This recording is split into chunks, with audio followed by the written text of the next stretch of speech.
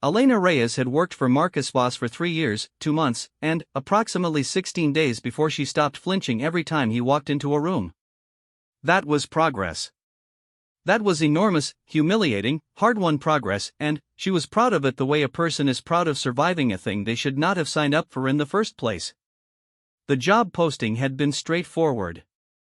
Executive Secretary to the Director of Voss Acquisitions, a private firm headquartered in the old Hartwell building on Meridian Street, the one with the stone lions at the entrance that always look slightly wrong depending on the angle of the light. Competitive salary. Discretion required. Experience with international correspondence preferred.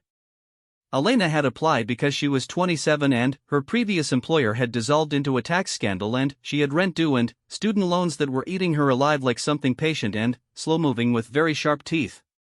She had not applied because she expected the job to remake her understanding of what the world contained. And, yet, Marcus Voss was not a tall man in the way that announces itself from a distance. He was average height, average build, or at least, those were the measurements a tailor would take if a tailor could hold his hands steady long enough to finish the job. But, something about the way he occupied a room made the room smaller. Not with presence in the motivational speaker sense.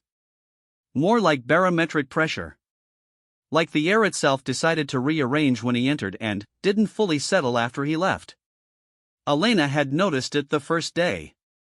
She'd been sitting at her desk outside his office at 8:58 in the morning, going over the schedule she'd inherited from his previous secretary, a woman named Patricia who had left the position with no explanation except a forwarding address in rural Vermont, and then, the elevator had opened and Marcus Voss had walked out and everything had gone slightly wrong in a way she couldn't diagnose. Not wrong like danger. Wrong like the sensation you get standing at the top of a very high staircase. A pull. A wrongness that was also, embarrassingly, a rightness. She had smoothed her jacket, introduced herself, and handed him the schedule. He had looked at her for exactly 3 seconds longer than was comfortable and then said, "Don't rearrange the Tuesday standing meetings. Everything else you can adjust." His voice was even and low and had no particular accent except age, as though whatever region he'd come from had worn away like water on stone until only the bone of the voice was left. Then, he had gone into his office and shut the door with the specific quiet of someone who knows that softness can be its own kind of finality. That had been 3 years ago. In those 3 years, Elena had learned to do her job so precisely that Marcus rarely had to ask for things twice. She scheduled. She filtered. She managed the communications of a financial empire that spanned 11 countries and operated with a silence and efficiency that other firms tried to replicate the way you try to replicate a dish in a restaurant, getting the ingredients right, completely missing the thing that made it worth eating. She read contracts with the focus of someone who understood that the important thing in any agreement was not what it said but what it didn't say. She drafted correspondence in 4 languages with the help of translation software and her own increasingly sharp ear for the shape of how Marcus wrote, precise, spare, clean as a surgical instrument. She was good at the job. She was, by her own careful assessment, possibly the best assistant he'd ever had. Better than Patricia, who had apparently fled to Vermont. Better than the 2 contract assistants who had covered the brief gap before Elena. She had built herself into someone indispensable without quite realizing she was doing it, the way you sometimes renovate yourself entirely for a place before you understand you've committed to staying. The problem, and there was one, running underneath everything like a current she could only feel and never see, was that Marcus kept her at a distance so deliberate it had the quality of architecture. Not coldness, exactly. He was not rude. He was not cruel. He thanked her for her work in the specific way of someone who actually means it, which was more than could be said for most of her previous employers. He noticed when she'd stayed late. He left coffee on her desk on the mornings when the schedule was brutal, which she had decided not to read too much into because the alternative was embarrassing. But he did not ask about her life. Did not use her first name unless the context required it. Did not allow the conversation to drift into any territory that was personal, warm, or alive with the normal texture of 2 humans working closely together for years. There was a glass wall between them. Not metaphorical. Actual glass. His office had floor-to-ceiling panels, but also the other kind. The kind you learn exists only by walking into it face first and standing there, stunned, wondering what you hit. Elena had walked into it several times before she learned to see it. The first time had been about 8 months in, when she'd been working late on a contract dispute and had knocked on his office door at 9 in the evening to ask about a specific clause and had walked in to find him standing at the window, not working, just standing in the dark with the city lights laid out below him like something he was surveying rather than watching. He had turned at the sound of the door, and, in the half-second before his expression arranged itself, she had seen something in his face that she couldn't name, not the thing she'd expected, which was annoyance at being interrupted, but something older than that. Something that made her think, absurdly, of those paintings in museum basements that don't make it to the main galleries because the subjects in them are looking at you in a way the curators find unsettling. He'd taken the contract question. Answered it. Thanked her for staying late. She'd gone back to her desk with the answer she needed and the distinct, irrational feeling that she'd walked in on grief. She hadn't mentioned it. That was the other skill the job had built in her, the ability to carry knowledge she wasn't supposed to have without wearing it on her face. The second wall collision had been 14 months in. A gala. Charitable fundraiser, something to do with hospital infrastructure, the kind of event that Marcus attended not because he enjoyed them but because he understood that visibility is its own form of currency. Elena had gone as his assistant to manage logistics, to intercept people who wanted to monopolize his time, to make sure the right conversations happened and the wrong ones didn't. She had worn the only formal dress she owned, a dark green thing she'd bought for her cousin's wedding 4 years ago and had sworn was still fine, and she had been standing at the edge of the room with her tablet and her earpiece and her list of names when Marcus had found her to debrief before the doors opened. He had looked at her for that same 3-second count he'd used on the first day. Then, he'd said, "You look well," in the same register he used to discuss quarterly projections. It was nothing. It was the most professional thing a person could say. She had said thank you and moved on. She had also thought about it, against her will and better judgment, for approximately 6 weeks. The third time she'd hit the glass was the hardest, because it happened on a day she was already cracked. Her grandmother had died. Abuela, the woman who had raised her through the years her parents spent fighting each other in 2 different courts, and Elena had come into work because there was a board meeting she'd spent 3 weeks preparing for and she was not the kind of person who let 3 weeks of work dissolve into grief, even genuine grief, even grief that sat in her chest like a swallowed stone. She had done the meeting. She had managed all of it. She had been professional in the way that is actually a form of violence against yourself. At the end of the day, Marcus had stopped at her desk. He had looked at her the way he occasionally looked at contracts, not skimming, but actually reading, the way you read something you suspect contains a clause that will matter later. "Go home, Elena," he had said, quietly. That was all. He had said her name, her actual first name, which he used rarely, with the care of someone who understood that names are a form of intimacy, and he had told her to go home. She had gone home and cried in the elevator and felt, in a way she could not explain or defend, that she'd been given something and had it taken away in the same moment. She did not tell any of her friends about Marcus Voss because she didn't know how to talk about him without sounding like a person who had lost their mind. He was her employer. He was approximately 40 in appearance, which meant nothing because she had begun, somewhere in the second year, to doubt that appearance told the whole story. He had a way of being still that was not human stillness, not the stillness of someone at rest, but the stillness of something that doesn't need to breathe steadily because it has made a different arrangement with time than the rest of them. She knew things she didn't fully know yet. She had filed that away, the way she filed everything, carefully, cross-referenced, available when she was ready. The office had rhythms that ran on schedules no other company maintained. No meetings before 10 in the morning, which she'd initially put down to a late riser's preference until she noticed that the 10 o'clock light through the north-facing windows was the first that didn't hit his desk. The dietary habits of a man who attended every catered event but was never observed eating at one. The temperature of the office, kept low enough that Elena wore a cardigan through August, which Marcus had noticed and apologized for once with the specific flat sincerity of someone who cannot change the condition but regrets its effect. The security protocols. The specific, hand-selected team of people who ran the building's operations, not a normal security firm, not a normal anything, a small close-knit group who moved like people with military training, and the particular loyalty of those who have been shown something real and chosen to stay anyway. Elena had not been shown the real thing yet. She knew this. She also knew that the fact of not being shown was itself a form of protection, offered by someone who decided she mattered enough to be kept at a safe distance. She hadn't decided how she felt about that. It was somewhere between touched and furious, those two feelings braided together in the specific way of things that don't resolve.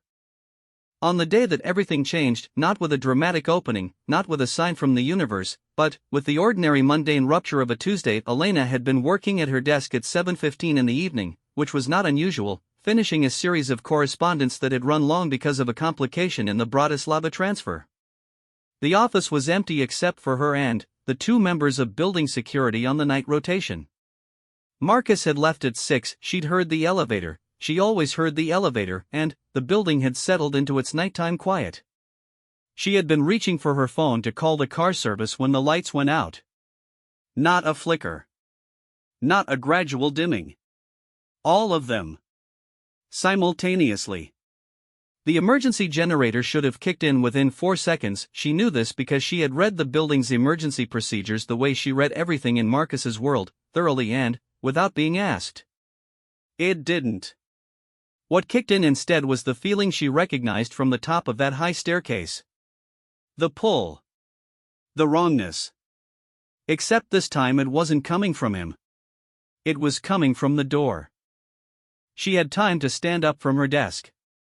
She had time to think about the fact that her phone was in her hand and to begin pressing the contact she had for building security and to watch the call fail to connect. She had time to think, with the specific wry dark humor of a person who files things carefully, of course. Of course, this was how the part she hadn't been shown decided to introduce itself. Then, the door opened. There were 3 of them. She registered this the way you register a fact that the brain is already trying to protect you from at the edge of observation, clinical and strange. 3 men, moving with the same not quite human efficiency she recognized from Marcus's security team, except inverted. Whereas people moved like something protective, these moved like something hunting. She didn't scream. This surprised her. In the split second she had to be surprised. She had always assumed she would scream. Instead, what happened was that everything in her went very quiet and very clear in the way of extreme focus, and she thought, in this order: the fire exit is behind me, my phone has no signal, I have 3 seconds before they reach the desk. 2 of those 3 seconds she spent grabbing the heaviest thing within reach, which was the brass nameplate off her desk, Elena Reyes, executive secretary, and hurling it at the face of the nearest one. It didn't stop him. She hadn't thought it would. It bought her 1 second. She used it to move. She almost made it to the fire exit. Almost. The last thing she registered before the darkness that was not the building's lights but her own was the specific smell of the night air from the emergency stairwell door and the thought, arriving with the cruel clarity of things that come too late, that she should have asked more questions. That she had known there was a war being waged around the edges of her world and had been grateful, up until this exact moment, that Marcus had kept her out of it. In the car that took her somewhere she couldn't see, with zip ties at her wrists and the brass nameplate she'd thrown lying somewhere on the floor behind her, Elena Reyes held on to the only steady thing available, the absolute, unsentimental certainty that Marcus Voss was going to notice she was gone. What she didn't know was what that would do to him. She would find out. So would he. Marcus Voss returned to the Hartwell building at 8:47 in the evening because of a contract clause. That was the reason. A single clause in the Bratislava transfer that he'd been turning over on the drive back from the council meeting and had decided needed his direct attention rather than the morning, because mornings were hers, and he had learned over 3 years to trust her judgment on morning problems, but this one was his. He stepped out of the elevator and the air hit him before the lights did. Wrong. Everything wrong. The particular quality of wrongness that is not about what you can see or hear but about the information the body processes before the mind gets there, the electrical signature of violence in a space where violence has occurred, the specific absence of a presence that should be there. Her desk. He moved to it without deciding to. The chair was pushed back at an angle. The cup of pens she kept in obsessive symmetrical order had been knocked sideways, the pens fanned out across the surface of the desk in the specific scatter of someone who'd left fast. The brass nameplate was gone, not pushed aside, gone, which meant it had been thrown, which meant she had been awakened, fighting when they came, and this information lodged in his chest like something barbed. His phone was in his hand. Addressing his head of security, Darian Cole, before it had fully registered that he was dialing. "She's gone." 2 words. Flat. The voice of someone in the early moments of something they have not yet allowed themselves to feel. Darian said, "How long?" Marcus looked at the temperature of the abandoned coffee on her desk. Looked at the dead phone she hadn't taken, it was there, between the scattered pens, face down, a crack splitting the screen that hadn't been there this morning. Looked at the security panel on the wall, killed at the breaker. Looked at the fire exit door standing 3 inches open. Less than 2 hours. He paused. The barb shifted. She fought. There was a silence on Darian's end that contained a specific quality of understanding. Darian had worked for Marcus for 11 years. He did not say unnecessary things. "I'll start the trace," he said. Marcus stood at her desk for a moment after he hung up. He touched the edge of the scattered pen cup, not writing it, just touching it, the way you touch a thing to confirm it is real. The coffee was cold.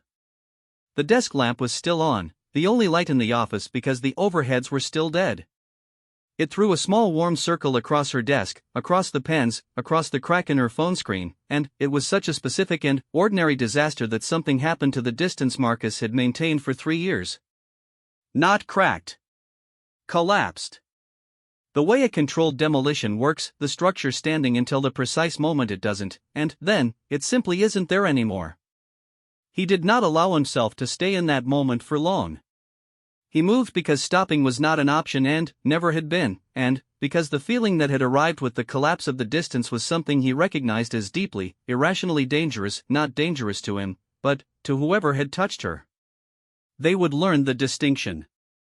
The council met at 10. Not the board of Voss Acquisitions, the other one. The real one. The gathering of 6 figures who had operated the infrastructure of this city's shadow economy since before the city had its current name, seated in the lower room of the Hartwell building that didn't exist on any architectural plan, lit the way things were lit before electricity became the assumption. Marcus stood at the head of the table and looked at each of them in turn and said, "Someone used my building. Someone used my building to take a woman who works for me." The silence was the careful kind. The kind in which people are deciding how to appear before they decide what to say. Callum Vress, the oldest of them, which was significant, leaned forward. "Which woman?" "Elena Reyes."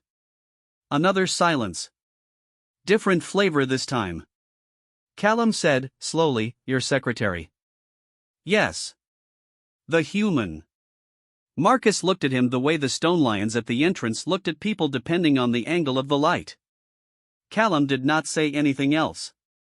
The woman at the far end of the table, Vera, silver-haired, the kind of beautiful that has outlasted several empires, said, "Dominic's people." Not a question. She said it the way you say something you have known for a while and have been waiting for the appropriate moment to confirm. Marcus looked at her.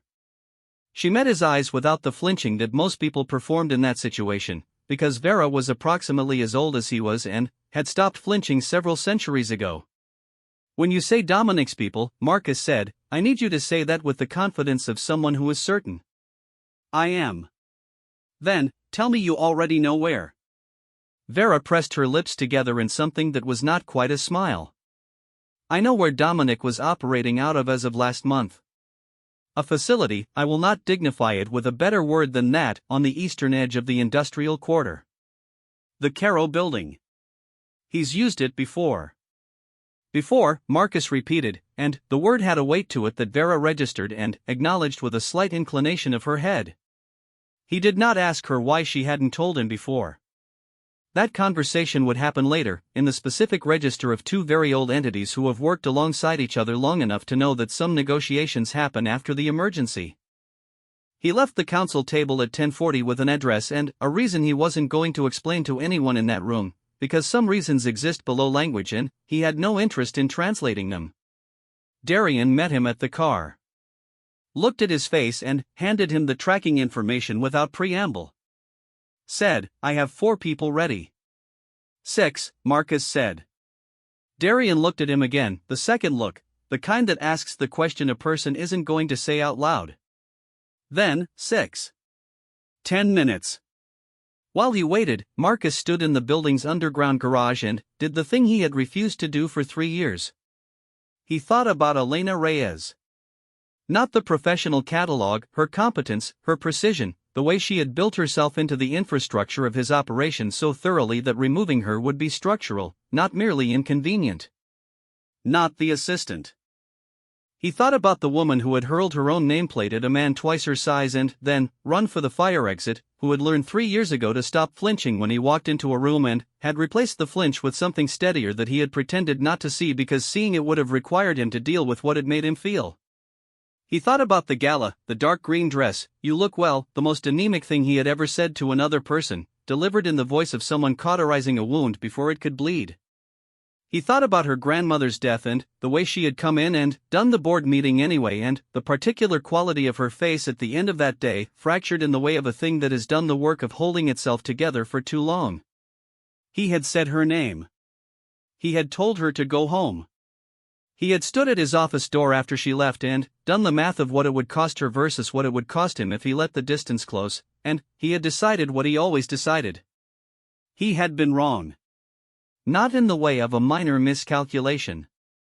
In the way of something fundamental, the kind of wrong that announces itself only in retrospect, only in the specific ugly light of consequence.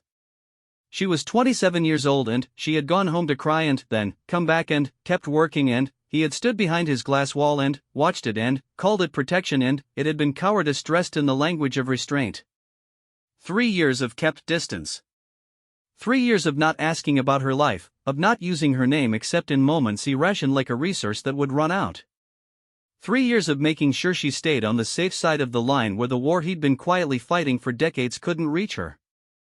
And she was in the Caro building on the eastern edge of the industrial quarter, with Dominic's people, because he had underestimated Dominic's willingness to use whatever was available and Dominic had understood, because Dominic was very old and very attentive to the dynamics of power, that Elena Reyes was the most obvious access point to Marcus Voss that existed.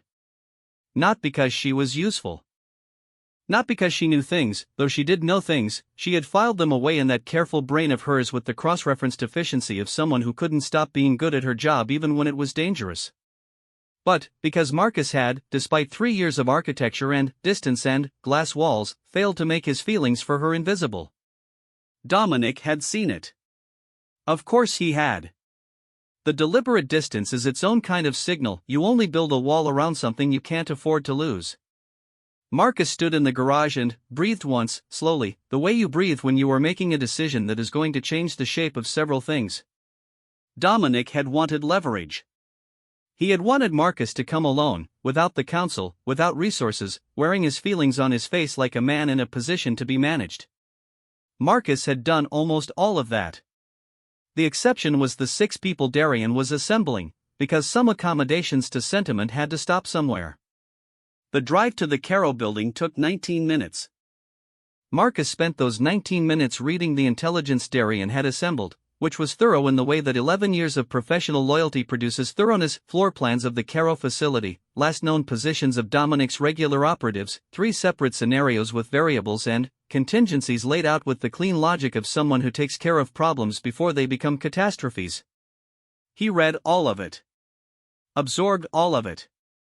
His mind worked the way it always worked in operational situations, precise, fast, cold as the bottom of something very deep. Underneath the precision, underneath the cold, something that was not cold. He had a name for it. He had carried it for long enough to know its texture. The last time he had felt it, this exact weight, this specific combination of fury and terror that was worse than either alone, had been over 100 years ago, and it had ended the way these things end when you are what he was and someone has made themselves irreplaceable by simply refusing to leave. He had built the glass wall after that. After the last time. He had been so certain the wall was protection. For both of them. What he understood now, in the back of a car with Darian's intelligence report in his hands and the Caro building getting closer in the distance, was that the wall had been a lie he'd told himself with enough conviction that he'd mistaken it for a principle. Protection doesn't leave someone in the dark about the nature of the world they're working in. Protection doesn't use silence as a substitute for warning. He had kept her ignorant because ignorance felt like kindness and kindness felt like permission to want something he'd decided he couldn't have, and, somewhere in that tangle of wrong reasoning, he had left her exposed in the one way that actually mattered. Darian said, quietly, from the front seat, 2 minutes. Marcus folded the intelligence report. Set it on the seat beside him. If she's hurt, he said, and then stopped, because the sentence didn't have an ending that fit inside language. Darian did not fill in the blank. He was smart enough not to. The car stopped. Marcus got out into the cold industrial air of the Eastern Quarter, looked up at the Caro building, 7 stories of disused warehouse architecture, the kind of building that has been repurposed so many times it has forgotten what it was originally for, and felt something inside him go absolutely, terrifyingly quiet. Not the still of someone at rest. The still of something that has made a different arrangement with time. The 6 people flanking him were the best he had, trained in ways that civilian security doesn't train for, loyal in ways that go beyond contract. They looked at him now and saw something in his face that made Darian, who had seen Marcus in situations that would rearrange a person's theology, take a small half-step to the right. The half-step of a man giving something room. Marcus walked toward the building, and the night walked with him, and, somewhere on an upper floor of the Caro building, in a room she was cataloging with the same methodical focus she'd applied to everything else in the years of her employment with Voss Acquisitions, Elena Reyes was waiting. Not quietly. But she was waiting. She had the patience of someone who had learned, over 3 years of working for a man who kept her at a deliberate and careful distance, that some things take time. And some things arrive. Elena had been in the room on the 4th floor for 6 hours before she stopped counting. Counting had been useful for the first 2. It gave her brain something to do that wasn't panic, which was the thing her brain most wanted to do and the thing she had decided she was going to deny it, out of spite and stubbornness and the specific ornery refusal to fall apart in front of people who wanted her to. So she counted, ceiling tiles, 42. The sound of footsteps in the corridor outside, 3 distinct sets, 2 regular, 1 checking every 40 minutes. The height of the window, approximately 9 feet from the floor. The thickness of the zip tie at her wrists, the particular grade of plastic that meant bolt cutters but not struggle. The contents of the room, a chair, 1. A table, 1. A light bulb with a cage over it. A drain in the floor that she was not going to think about because some possibilities are better left unfiled. The man who came in at the 2-hour mark was not one of the 3 who had taken her from the office. He was different, older, with the kind of face that has been composed into pleasantness so long it no longer remembers the original expression underneath. He sat across from her and folded his hands on the table and said his name was Dominic, which she already knew, because she had filed things carefully for 3 years in Marcus Voss's service, and Dominic's name appeared in those files in the way that something appears when you know to look for it sideways. He said, "You're not afraid." She looked at him.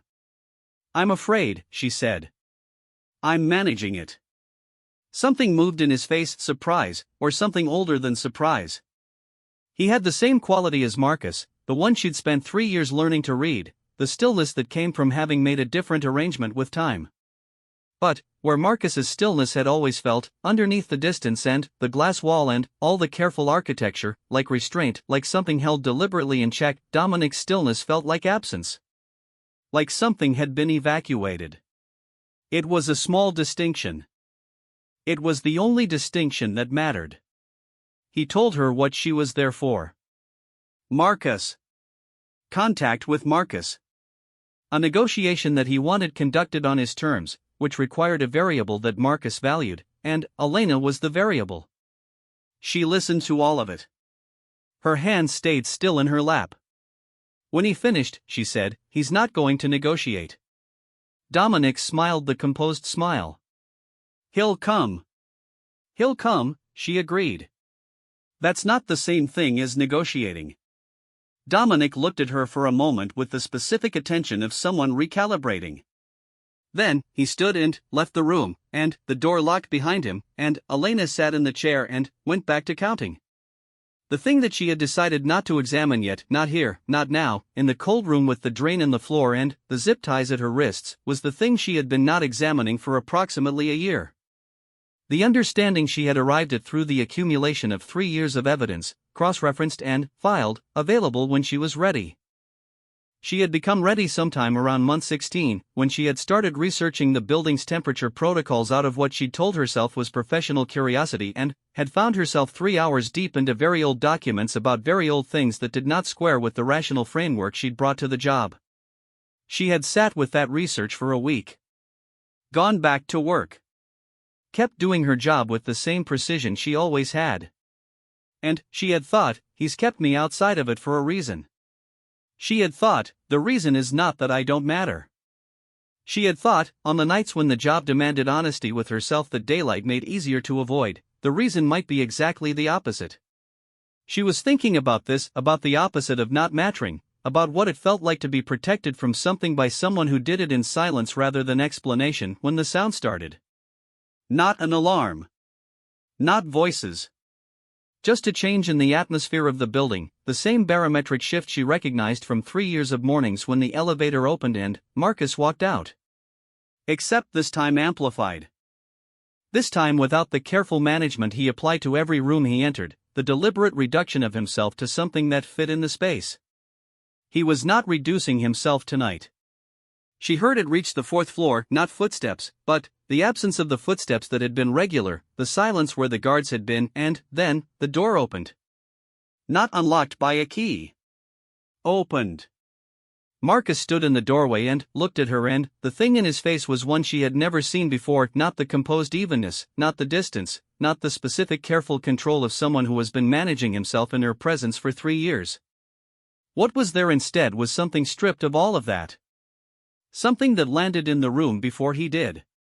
He crossed to her in 4 steps and crouched in front of the chair and looked at her face, cataloging. She recognized the look, the same focused red he gave to things that mattered, and said, "Are you hurt?" His voice. His voice was different. Lower and less even and containing the same quality as the stripped thing in his face. "No," she said. He looked at the zip ties. His jaw shifted. He produced a small blade from somewhere efficiently, without drama, and cut them, and the release of pressure at her wrists was such an immediate physical relief that she made a sound she had not intended to make, soft and involuntary. He stilled at that sound. Elena. Just that. Her name. The way he used it rarely, with the care of someone who knew names were intimacy.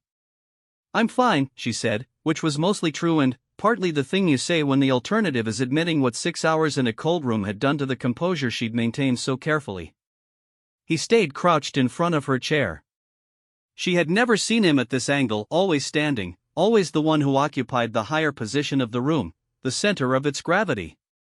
Here he was at her level. Here he was looking at her with no glass between them, no wall, no 3-second careful count before the expression was managed back into evenness. She said, "You came alone." "I came with 6 people." "You came without the council." He looked at her, and there it was, the tell she had been collecting in pieces for 3 years, the one she'd assembled into something she understood without letting herself say it. "How long have you known?" he asked. "Which part?" Something that was not quite a smile moved at the edge of his mouth. "All of it." "About a year," she said. 15 months. Give or take the part one was still actively in denial about. He was quiet for a moment. The stripped thing in his face didn't go anywhere. "I kept you outside of it," he said. "I know." She looked at him. "I understood why. I disagreed with it, but I understood it." "You disagreed with it." "Marcus." She said his name the way he said hers, deliberately, loaded with the acknowledgement that they were using first names and both of them knew what that meant. "You built a glass wall and stood behind it for 3 years and called it protecting me. And I was grateful for it until about 6 hours ago when I was sitting in this room and I thought, actually I could have used a little more information and a little less architecture." He stayed very still. Not because I blame you, she said, and meant it. Because I need you to understand that the wall wasn't protection. It was the thing you needed, and you dressed it up as something you were doing for me. The silence between them was not empty. It had the quality of something that has been held compressed for a long time and is now expanding into the space it was always meant to occupy. Yes, Marcus said. Just that. Not explanation, not defense. The one word of someone who has stopped arguing with something true. She looked at him. What were you protecting yourself from? He looked back at her. The last time someone mattered this much, he said, I was very bad at keeping them safe. She did not ask when. She did not ask who. He had said it in the way she taught herself to deliver backstory, one loaded sentence, no elaboration, maximum weight. She had learned it from reading how he wrote, and she recognized it coming back at her. She held it. Didn't explain it. Moved. I need to stand up, she said. He rose immediately, stepped back, gave her room. She stood, her legs held, which was its own small victory, and she was taller than the chair had let her be, and he was close because the room was small and he had been crouching in front of her, and the distance between them was not the distance they'd maintained for 3 years. It was nothing like that distance. It was the opposite of it. She looked at his face at this proximity, at the actual lines of it, the apes that didn't add up, the eyes that had the quality she'd noticed on that first day of something that had been a great many places and was looking at her the way it looked at very few of them. She thought about you look well at the gala, the most careful and controlled retreat she had ever witnessed. She thought about the coffee left on her desk on brutal mornings.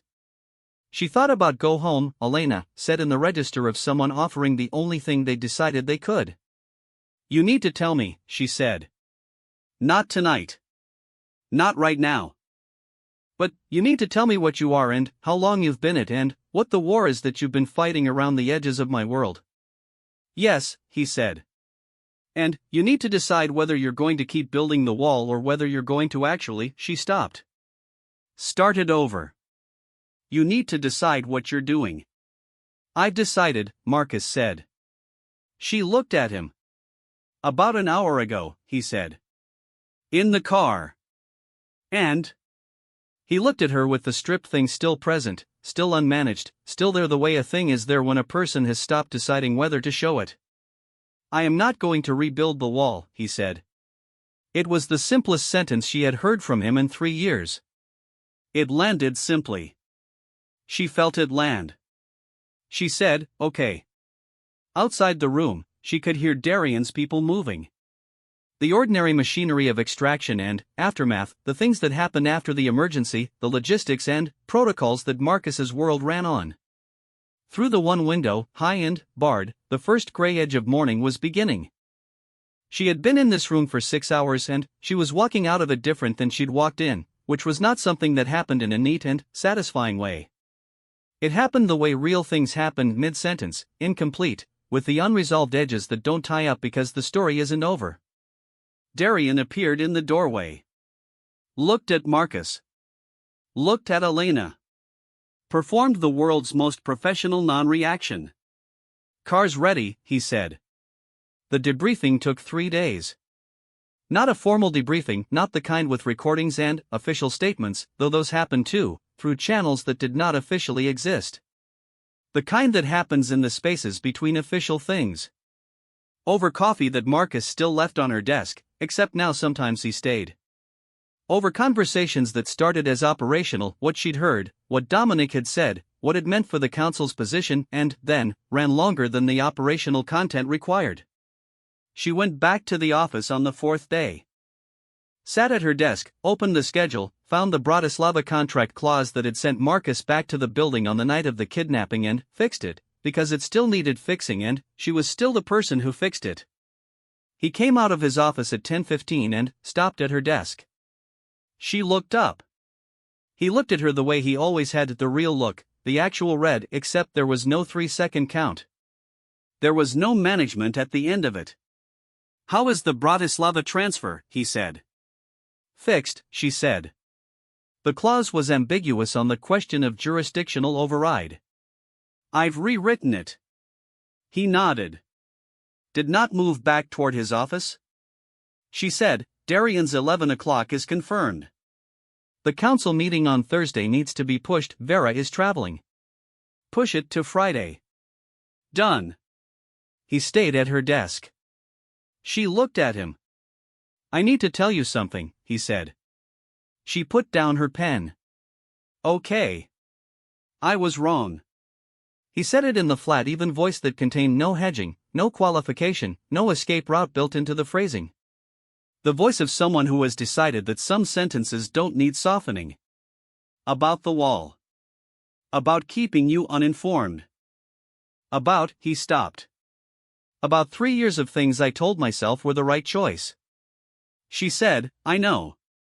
I know you know. I'm saying it so you have heard it. She looked at him for a moment. He was standing at her desk in the morning light that came through the north-facing windows after 10, the light she had realized long ago was the first he could work in comfortably, and he was looking at her without the glass between them, and it was the most ordinary and seismic thing that had ever happened at this desk. Accepted, she said. Now sit down because the Thursday to Friday push is going to require you to personally contact 3 people who will use the reschedule as an excuse to renegotiate the meeting agenda, and I need you to sign off on how I handle that before I start making calls. Something happened to his face that she had never seen there before. It was the thing on the other side of the stripped look from the Caro building, not raw, not desperate, not the unmanaged collapse of 3 years of careful architecture. Quieter than that. The thing that comes after. The settling. He sat down in the chair across from her desk, the chair she kept there for meetings, not for him specifically, but he had been here 3 years and had never once sat in it, and she opened her notes on the Thursday meeting and they went through it together, the way they had never quite gone through things before. Her notes on one side, his amendments on the other, their voices in the same register, the distance between them exactly the width of a desk and nothing else. This was not a resolution. She understood that. The wall had come down, but its demolition was not the end of the story. It was a door, and doors lead to rooms that have their own complications, their own weight, their own long history of things that happened before you arrived. She knew what he was. She knew what it meant, in the accumulated and complicated sense of what it actually costs to understand something you have filed theoretically for 14 months and are now going to live with practically. She had questions that would take years to answer. He had damage that had been accumulating since before her city was a city, before her country was a country, before the particular arrangement of things that produced Elena Reyes had any reason to exist. He had made mistakes that he was not done reckoning with. He had stood behind a glass wall for 3 years and called it love, in the private unspoken way, and it had been love, she thought. In the same way that silence is technically the same thing as saying nothing, technically correct and practically useless. He was going to have to learn to be worse at distance. She was going to have to learn to navigate a world that was significantly more complicated than her previous understanding of it. None of this was neat. All of it was real. She looked at him across the desk and thought about the 27-year-old who had walked into a job posting because she had rent and student loans and no particular plan, and she thought about the version of that woman who had learned to stop flinching when he walked into a room, who had built herself into something indispensable without knowing she was also building herself into something irreplaceable in a way that had nothing to do with filing systems. She thought, I should have asked more questions earlier. She thought, I'm asking them now. Outside, the city moved in its ordinary patterns, traffic and light and the low constant sound of people moving through their lives with the limited information available to them about what the world actually contained. The stone lions at the entrance looked slightly wrong depending on the angle. Inside, Marcus Voss signed off on the meeting agenda and handed her back her notes. The Friday slot works, he said. Book it. Already done, she said. He looked at her. She looked back. No wall. No glass. Just the two of them at a desk in the morning light, beginning the long, unarchitectured, alive and complicated work of actually being in the same room.